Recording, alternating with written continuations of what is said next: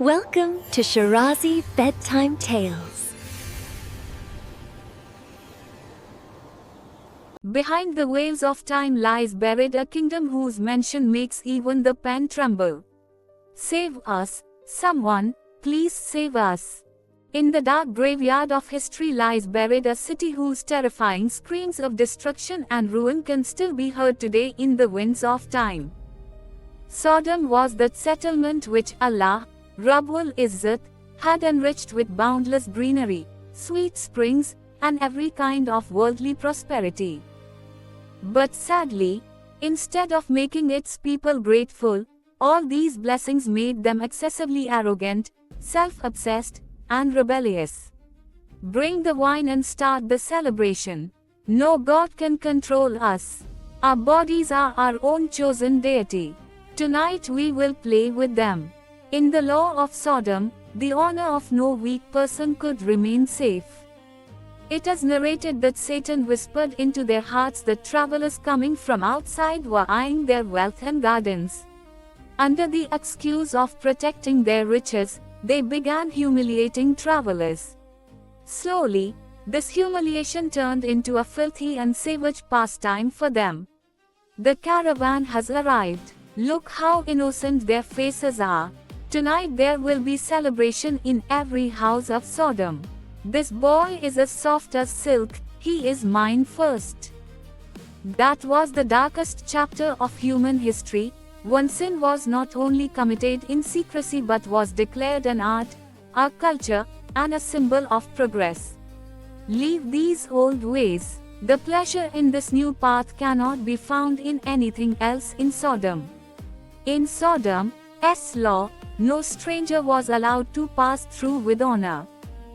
According to the Quran, these people openly committed shameless acts in their gatherings, acts whose very imagination no human settlement before them had ever conceived.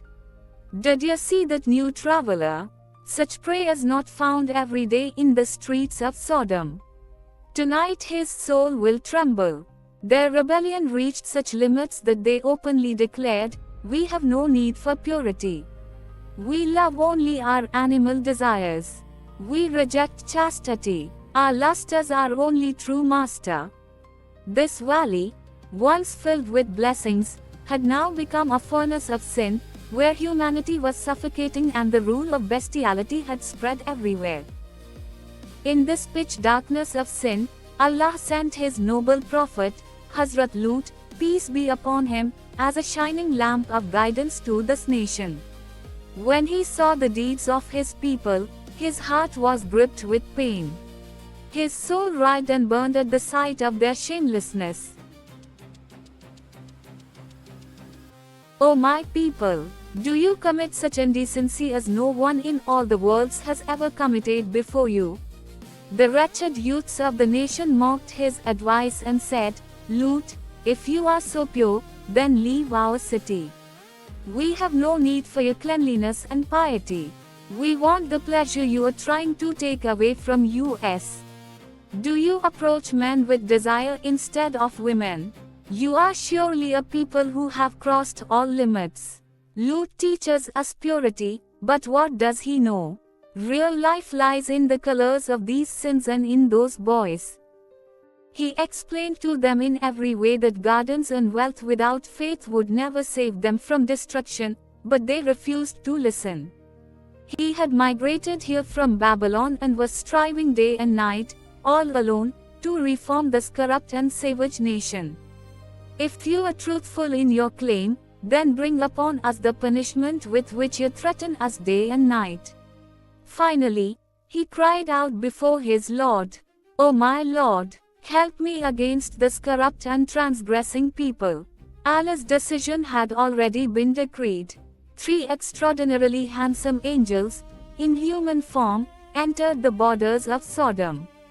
When Hazrat Lut saw those travelers, an unknown fear and deep anxiety surged in his heart.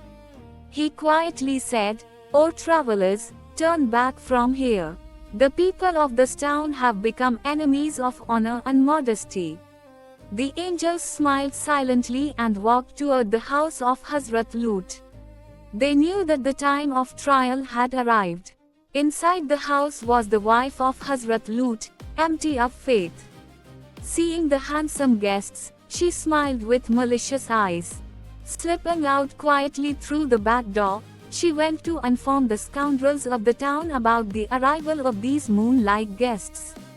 Today, young men have come to Lut's house whose beauty the streets of Sodom have never seen.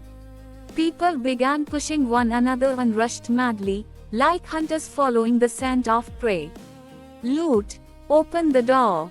Within moments, the entire city gathered at his door, screaming like beasts. "We want those young guests. Hand them over to us, or we will break down the walls." He came out and pleaded with restraint, "O my people, these are my guests. Do not disgrace me before them. We have no need for your advice. We want what is inside your house." In helplessness, he cried, "If only I had the strength to face the savage mob alone." At that moment, Hazrat Jibreel revealed his true identity. "O Lut, do not grieve. We are angels sent by your Lord."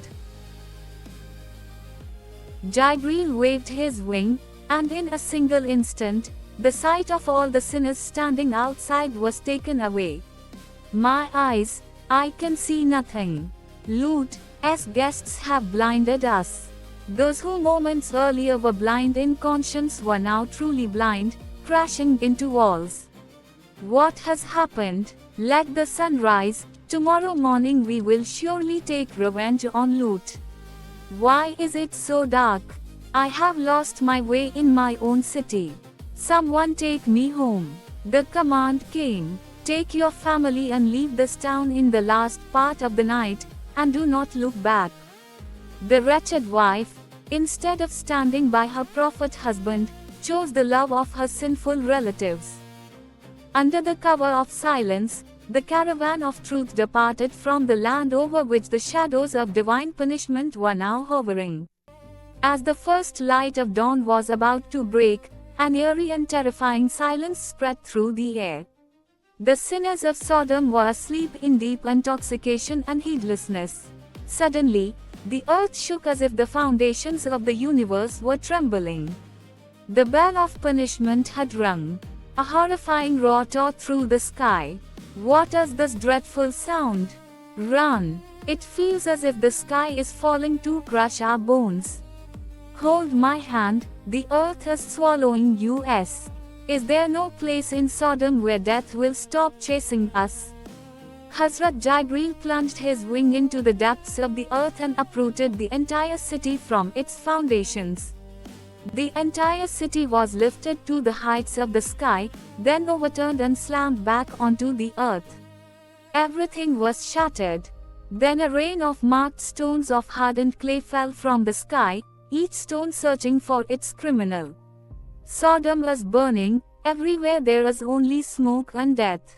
Lut was truthful, and we had become blind. That pride, those mansions, that arrogance, all were reduced to dust. The colors of Sodom turned into heaps of ashes. The earth swallowed its sinners. Allah erased every trace of that impure settlement from existence. The punishment ended, but it left behind a desolation that will call out to humanity until the day of judgment. This place became what we know today as the Dead Sea, the lowest point on earth, where no living creature can survive due to extreme salinity. Centuries have passed, but the ruins of Sodom still warn those who rebel against divine limits.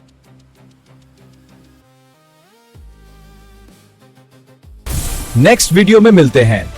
Part 2 coming soon. Video पसंद आए तो channel को subscribe करें, like और share जरूर करें।